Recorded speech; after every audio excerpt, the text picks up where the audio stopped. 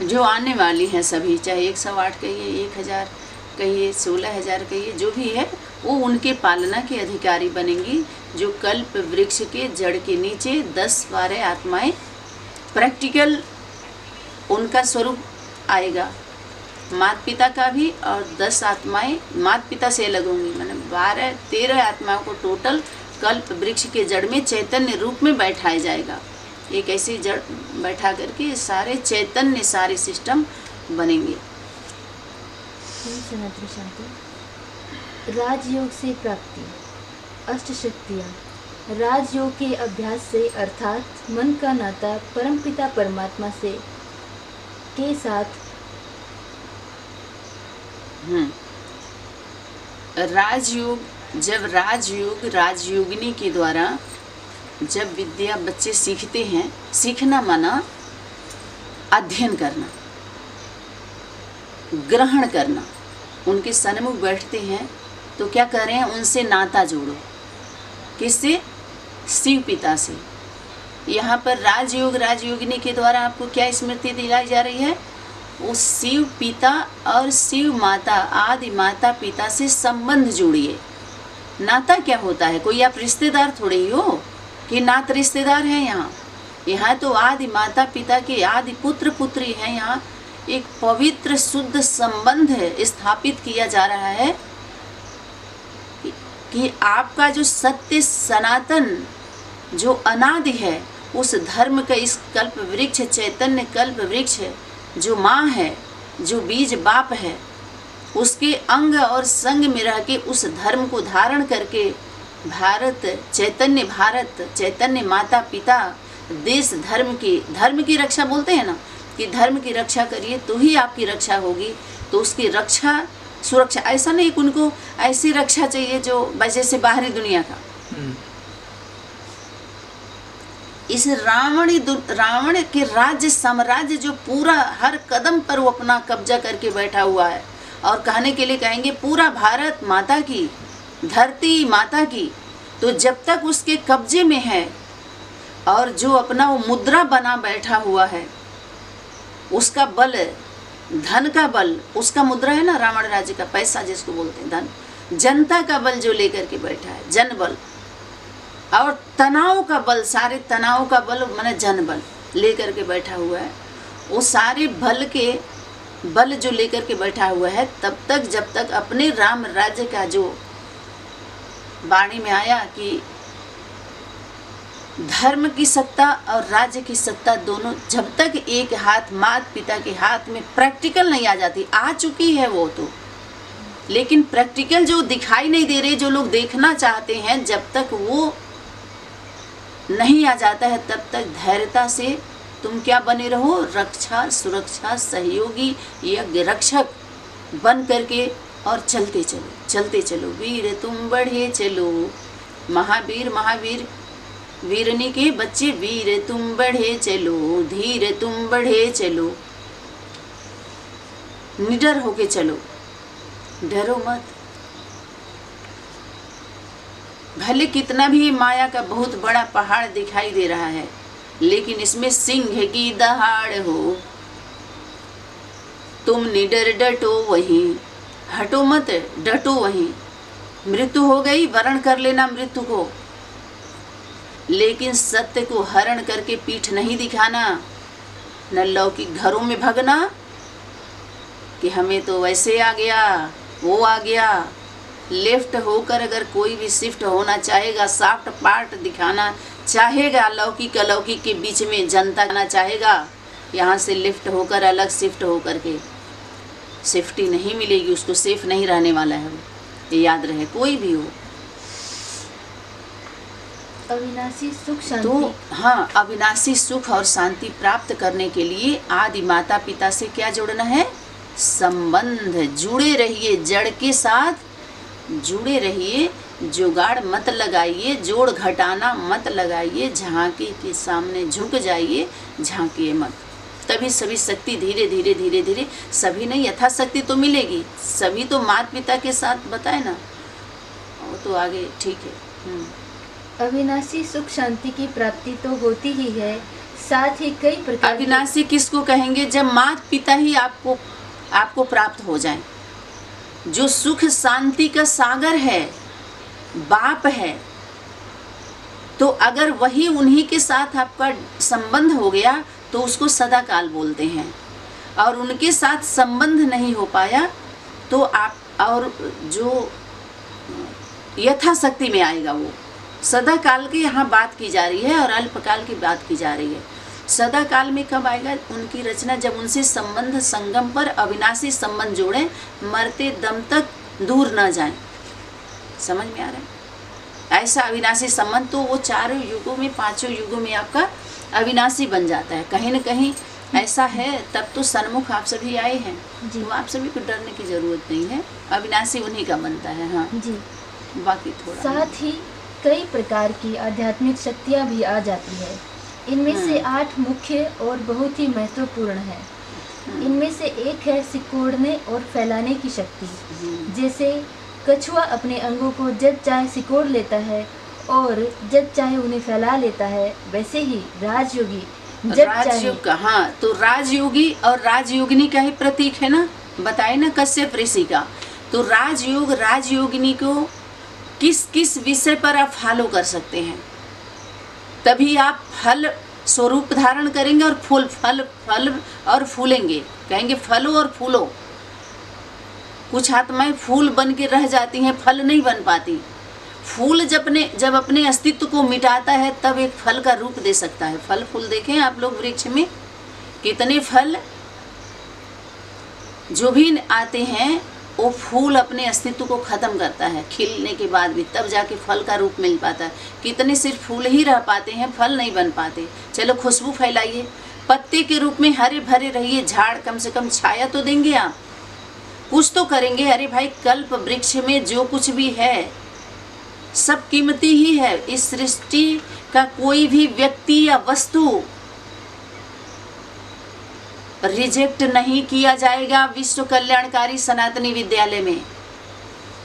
किस मामले में, किस विषय पर रिजेक्ट नहीं किया जाएगा, कहाँ पर रिजेक्ट नहीं किया जाएगा? और रहेगा कल्प वृक्ष के, या तो वृक्ष में रहे पत्ता बन के, या तो नीचे गिर जाए तो कड़ बन के रहे, लेकिन रहेगा तो धरती और आकाश के बीच में ही घिरा हुआ रहेगा, माता पिता के बीच में ही रहेगा। धरती मेरी माता, पिता आसमान, दो के पार्ट के बीच में ही पार्ट बजा सकता है ना वो, चाहे मिला हुआ पार्ट हो।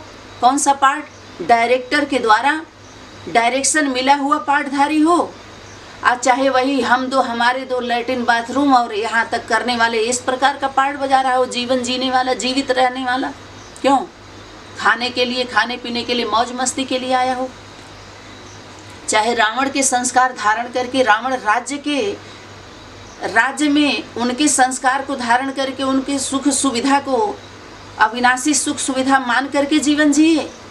चाहे राम राज्य की भांति राम और सीता आदि माता पिता से संबंध बना के, उनके संबंध में आकर के राम के संस्कार, देवी देवता के संस्कार को धारण करके स्मृति में रख के उस तरह के जीवन जिए। जीवन तो सभी जी रहे हैं भाई, इसलिए इस ग्रुप से कोई बाहर भी चला जाए, जीवन तो जी रहा है, लेकिन छुट्टा और लखैरे जैसे नहीं होते हैं। उसको क्या बोलते हैं? आगे नाथ न पीछे पगहा, लोक भाषा में कहानी है। खाई मोटाई के भैली गधा। आगे नाथ माने कंट्रोल, नकेल। एक बैल होता है, उसको नाथा जाता है, नकेल डाली जाती है। अगर नहीं डाला जाएगा उससे वो कंट्रोल में रहता है। हम सभी जब देहात में छोटे छोटे थे तो हम लोग घर में गैया भी थी, बैल भी था, बछवा भी था। उसको हम लोग कभी कभी घास वगैरह डालने जाते थे तो उसको ऐसे ऐसे सींग लगा देगा वो, और उसे नाक वाला जब ऐसे पकड़ेंगे तो वो कंट्रोल रहेगा, नहीं भागेगा वो। जो गाय भैंस को पाले होंगे जानते होंगे, आजकल तो भैंस को भी लगा दे रहे हैं, गाय को भी लगा दे रहे हैं, क्योंकि सींग मार देगी। तो सींग ना मारे उसके लिए उसके नाक में नकेल डाला जाता है। किसको पता है? हाथ उठाइए। ठीक है, समझ में आया? ऐसे ही मनुष्य आत्माओं में भी जो ऐसे माता पिता के संरक्षण में रह के कंट्रोल में नहीं रहते हैं, मर्यादित में नहीं रहते हैं, अनुशासन में नहीं रहते हैं, उनको सांड का या असुर का उदाहरण देते हैं। खुलेआम जो दौड़ रहे हैं, सब दुश्मन के घोड़े हैं, दुश्मन छुट्टा छोड़ देता है। अब बताते हैं राम भी अपने किसको भेजे थे, अश्वमेघ ज्ञान यज्ञ अश्वमेघ का घोड़ा था, बोले इनको पकड़ करके कोई दिखाए, ऐसा कुछ आता है दृष्टांत में। यज्ञ रखे थे, यज्ञ हाँ यज्ञ रची थे, ऐसा कुछ था। तो बिना लगाम जो दौड़ रहे हैं, बिना लगाम के लगे हुए दौड़ रहे हैं, वो सब दुश्मन के घोड़े हैं, अनुशासन में नहीं है।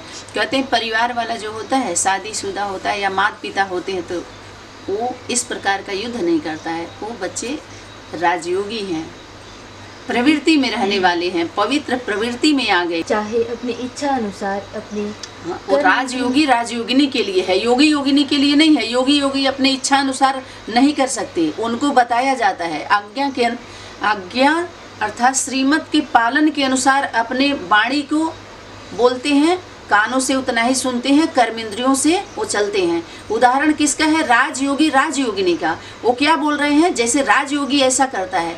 तो आज गीता ज्ञान में क्या मिला, राजयोगी और राजयोगिनी सिर्फ आदि माता पिता दो ही हैं, बाकी बच्चे योग योगिनी हैं।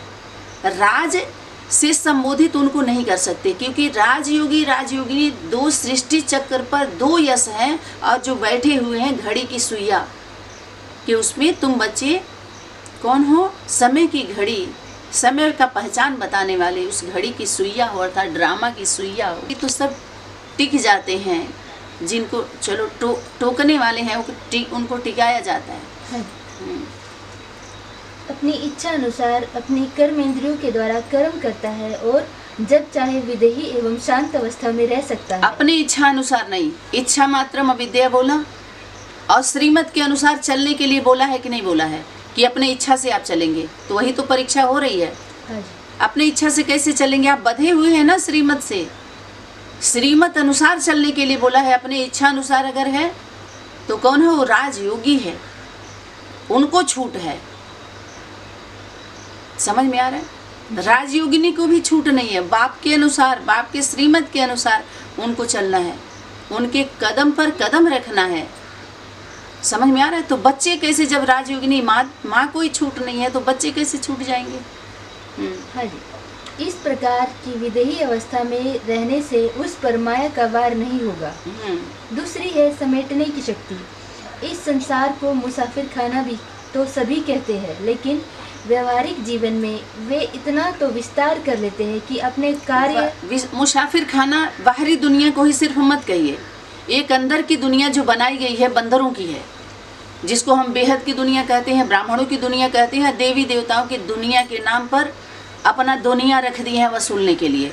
दुनिया जानते हैं, पात्र एक मंदिर में पात्र रखा गया था और उस पर लिखा गया था कि दान देना मना है,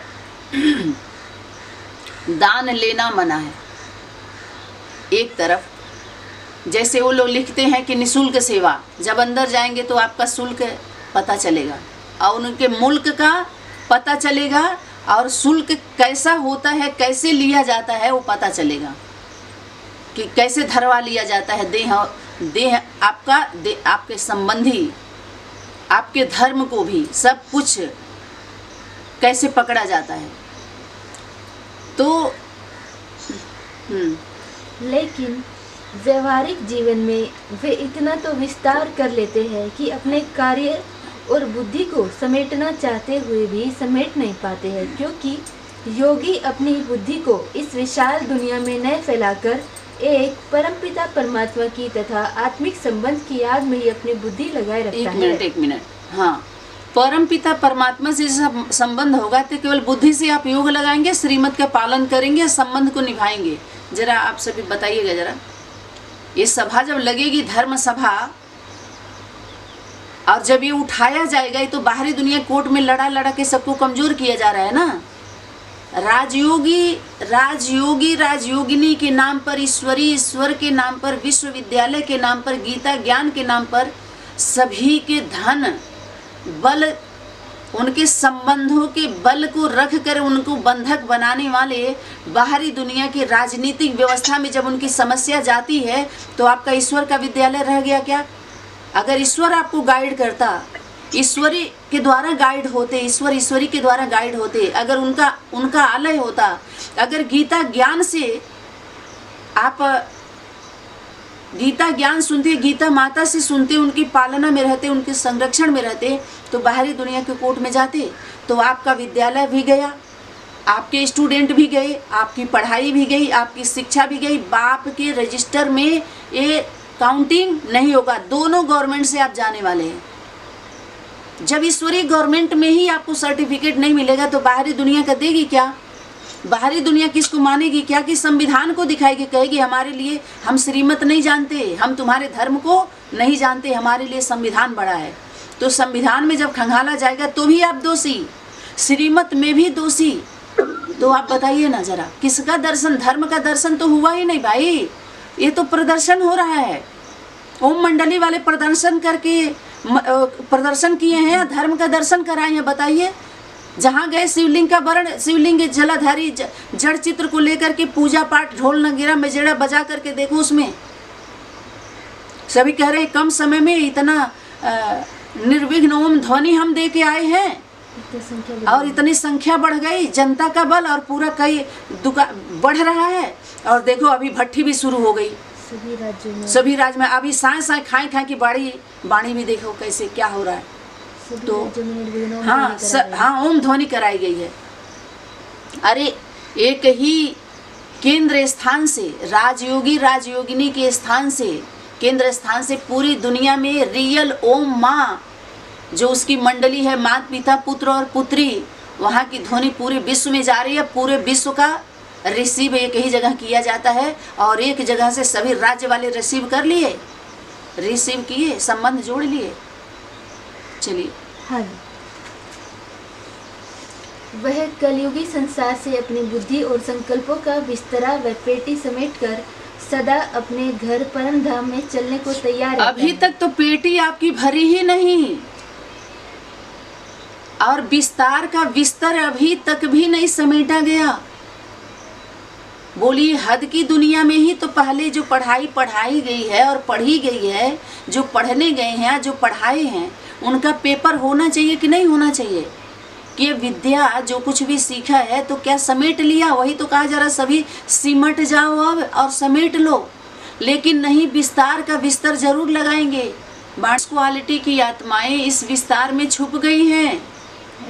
तुम्हें वारिस निकालना है, वारिस क्वालिटी को, हर राज्य के वारिस निकालो, जिम्मेवार निकालो, हर राज्य के जिम्मेवार वारिस। वो माइक बने, माँ पिता के क्या बने? माइक बने। आवाज, माइक क्या करता है? अपनी आवाज नहीं देता, जो बोला जाता है वो आवाज को बस फैलाता है, वही देगा। वही जो बोला गया, जो श्रीमत है माँ की वाणी को ही अपने मलयालम में चाहे दे दीजिए, चाहे तेलुगु में दे दीजिए, चाहे गुजराती में दीजिए, मराठी में दीजिए, बंगाली में दीजिए, हूबहू वही वाणी आधे घंटे के आप 5 मिनट में सुना दिए, 15 मिनट में उसी में के सार पॉइंट अपने भाषा में दे देना। ये होता है माइक बनना। और जो कहा जाए वैसे रहना, वारिस क्वालिटी। जिला अधिकारी, राज्य अधिकारी और वर्ष के अधिकारी, ये सेवा विश्व कल्याणकारी सनातनी परिवार की है। सेवा भी है, सर्विस भी है, सहयोग भी है, सब उसी में आ जाएंगे, उसी के अंदर में, अंडर में भी आ जाएंगे, अंदर उसी के अंदर आते हैं, उसी के अंतर्गत आते हैं जी। तीसरी शक्ति है सहन शक्ति। जैसे वृक्ष पर पत्थर मारने से भी मीठे फल देता है। तो वो कौन सा वृक्ष है? वो कल्प वृक्ष का वृक्ष है, वृक्ष माँ है। चैतन्य कल्प वृक्ष कौन होगी? अनेक तो नहीं हो सकते, बीज भी अनेक नहीं हो सकता। वो 2 दल बीज का माँ है विस्तार, और बाप बीज है सार। वो कल्प वृक्ष का बीज है, जो आम के वृक्ष से उदाहरण दिया गया कि उसको कितना भी पत्थर मारते हैं, ये पथरीले जहरीले, जो इस पथ पर चलते चलते पत्थर बुद्धि हो गए। राजयोग राजयोगिनी के नाम पर यात्रा करते करते पुरुषार्थ के नाम पर इतना पुरुषपना आ गया कि छोटा रूप, बच्चा रूप, बाल रूप धारण ही नहीं कर पाते और पत्थर ही मारते हैं। तो भी एक माता पिता का चैतन्य कल्प वृक्ष ही होता है, जो मारने के बाद ही मीठा फल ही देती है, तीता नहीं देती, तीखा नहीं देती। अगर देती है मानो तो फायदा करता है, तुम्हारे बुद्धि रूपी पेट को साफ करता है। जैसे करेला का उदाहरण दिया गया, नीम का उदाहरण दिया गया और बोला गया माता कुमाता न भवती, माँ की गाली घी की नाली की जैसी है। और केवल बोलने से नहीं होता है, अगर घी आपको अनुभव हुआ तो बाहर दूसरे का पिएगा ही नहीं। जो घी पी लेगा, ओरिजिनल घी का स्वाद ले लेगा, वो सुपनखा पूतना का पिएगा क्या, अपना पिलाएगा? यही बात तो बोली गई थी हाँ जी। जब एंटी पार्टी को इसी तरह की वाणी मिली थी जो वायरल हुई थी। वो फिर यज्ञ में रिपीट हो रही है रायल रूप से, लेकिन प्रैक्टिकल भी हो जाएगा, देखते जाइए। हाँ हाँ जी। अपकार करने वालों पर भी उपकार करता है। वो कौन है? वो आदि माता पिता चैतन्य कल्प वृक्ष, जो मारने के बाद ही मीठा ही फल देते हैं अपने बच्चों को। हाँ जी। औरों को भी मीठा ही जाता है, कड़वा लगता है मना, लेकिन फायदेमंद होता है। इसलिए उनको कोई ना सिखाए कि मीठा बोलें, धीरे बोलें। सुबह सुबह उठ करके सभी संगठनों की ग्लानि करने की क्या ज़रूरत है? शांति में रहना चाहिए, थोड़ा योग में रहना चाहिए, चुप बोलना। अमृत बेला, अमर बनाने वाला बेला ये अमृत ही है। और अमृत बेला में वरदानी वाणी चलती है भाई। वरदानी मूर्त के द्वारा सभी वाणी वरदान की होती है, वर साबित हो जाता है। वर किसके लिए? जो सच्चे पक्के बच्चे हैं उनको वर मिल जाता है। वो सर झुका करके वर लेते हैं और सभी के कल्याण के लिए वो बांटेंगे। ठीक है। वैसे ही एक योगी भी सदा अपकार करने वालों के प्रति सदा शुभ भावना और कामना ही रखता है। योगी रखता है, राजयोगी का तो सदा है ही, लेकिन योगी बच्चे जो डायरेक्ट पालना लेते हैं उनके बच्चों का वही गाय गुण बछरू पिता घनघोर, ना ही ढेर थोरे थोर। उनके बच्चे, उनके डायरेक्ट पालना में पलने वाले बच्चों का भी ऐसा संस्कार होता है, क्योंकि उनकी डायरेक्ट रचना है, मर्जीवा जन्म को प्राप्त हुए हैं, इसलिए उनके अंदर भी वो भी मीठा ही देते हैं। हाँ। मीठा फल मीठा ही होगा, कोई तीता थोड़ी हो जाएगा आपके पास जाते जाते। हाँ, आपको अगर बुखार है, कबीरा पिछले पाप से मात पिता की वाणी नहीं सुहाती है। माँ की जो कहते हैं माँ की वाणी नहीं सुहाए, अमृत वाणी नहीं सुहाए, जैसे पिछले पाप से ये वाणी नहीं सुहाती है। जैसे जीर्ण बुखार से भूख विदा हो जाए, जैसे तेज बुखार होता है, भूख विदा हो जाती है, चली जाती है, भूख गायब हो जाती है, और सब कुछ पदार्थ जो भी हम खाते हैं, भोजन करते हैं, वो तीता लगता है, कड़वा लगने लगता है।